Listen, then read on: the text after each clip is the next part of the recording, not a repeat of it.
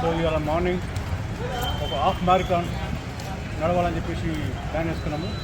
Me and ఇద్దరు brothers ఉన్నారు, Ravikumar Batar and Kiran brother. So we started from Rythu Bazar Alwal at about 5:15 morning AM. అట్లా move అవుతూ ప్యాట్ని తర్వాత ట్యాంక్మెంట్ తర్వాత యాపిల్ తర్వాత యాపిల్ దాటి అట్ లాస్ట్ చార్మినార్ డిస్టెన్స్ చేరుకున్నాము.